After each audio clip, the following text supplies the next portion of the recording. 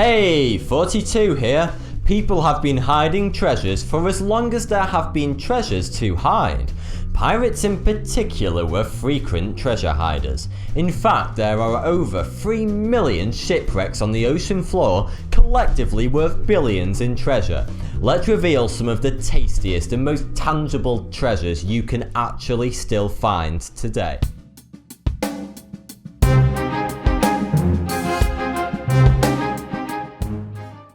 We start with Forrest Fenn's hidden treasure.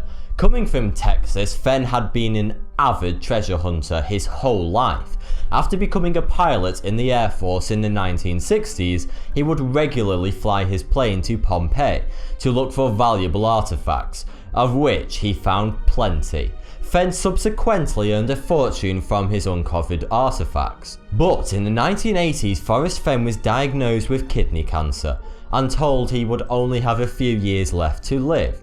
So, Fenn decided to put his most valued gold artifacts into a solid bronze chest. The chest worth $25,000 alone. The treasure it contains is said to be worth many millions in dollars. Fenn hid the treasure somewhere in the mountains north of Santa Fe in New Mexico. He also wrote this poem and released it on his website. Fenn says there are 9 clues contained within the poem, and that the clues will lead you directly to the treasure. Anyone can go looking for the treasure, and many have tried, but to this day nobody has been able to find it. Legend has it that in 1816, a man named Thomas Beale and a few men he was travelling with came into a large sum of gold and silver whilst mining in the Rocky Mountains. The fortune was said to be worth around $63 million in today's money. With the fortune being so large, Beale and his men wanted to make sure their next of kin would get a cut of the money after their deaths. So, Beale buried the treasure in a secret location in Bedford County, Virginia, and then wrote 3 ciphers. The first described the exact location of the treasure, the second described the contents of the treasure, and the third contained the names and addresses of the party's next of kin.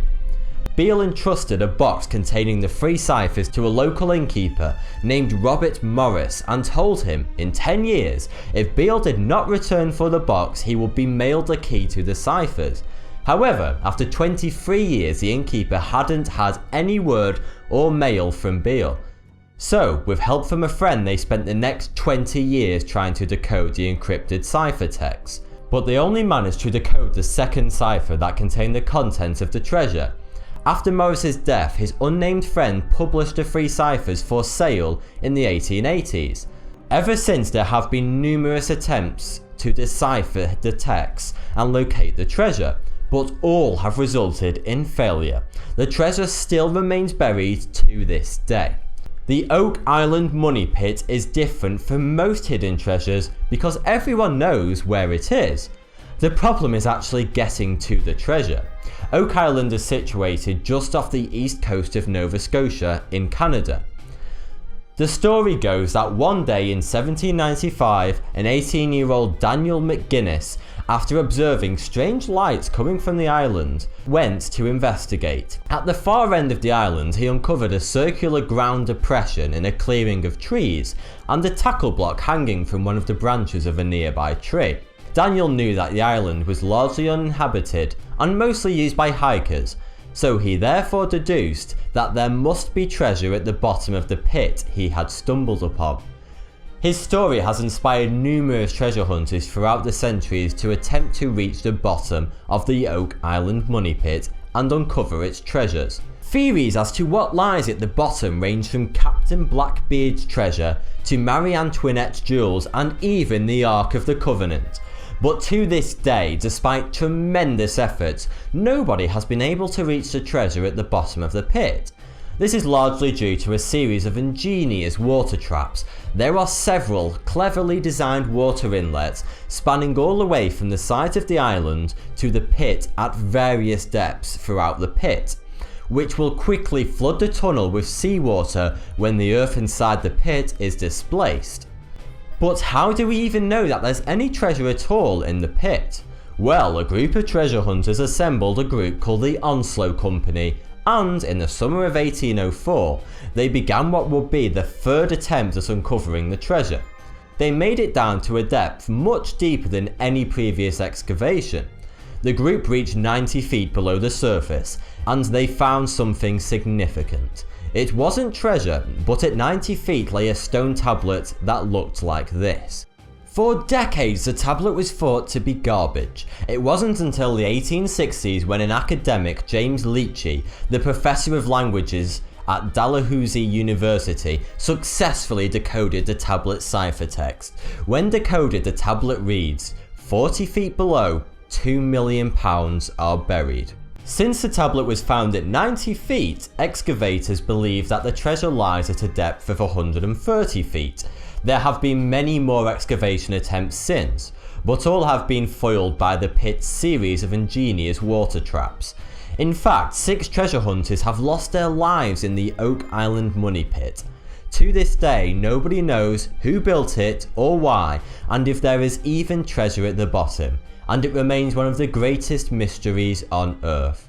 During World War II, through plundering throughout Europe, the Nazis amassed some of the greatest treasures the world has ever known, from priceless artworks to never-ending hoards of diamonds and vast reserves of gold, and a large majority of it has been missing ever since the last few days of the Second World War. It is believed there are reserves of lost Nazi gold all throughout Europe, in hidden underground bunkers and shipwrecks. However, a notable amount of Nazi gold, priceless artworks, and over £134 million worth of forged pound sterling currency was packed into metal containers, then taken on a long hike up the Austrian Alps to a mountain lake called Lake Toplitz, and tossed into the lake during the last dying days of the war. Numerous dives have been attempted to recover the treasure, but the lake is hazardous and there is no oxygen below a depth of 20 meters, meaning dives have only been able to recover a fraction of the treasure. It is rumored that the majority of the treasure still lies on the bottom of the lake. If you want to get your hands on one of the most valuable treasures ever known to man, you will have to get your diving gear on, because it's at the bottom of the Atlantic Ocean. In 1712, Spain assembled one of the richest treasure fleets to ever grace the oceans. It consisted of 11 ships filled to the brim with gold, silver, pearls and jewels, collectively worth over $2 billion by today's standards. The plan was to set sail from Cuba just before hurricane season hit, hoping the hurricane season would deter pirates. But it turned out to be a big mistake. Just 6 days after leaving Cuba, the entire fleet perished at the hands of the hurricane. The treasures and all were sent to a watery grave. Since then, 7 of the ships have been recovered just off the east coast of Florida. But experts believe the recovered ships only contain a fraction of the massive loot. They believe that the main bulk of the treasure was contained on the main vessel, the San Miguel, and it is yet to be found. Thanks for the view, subscribe for more 42.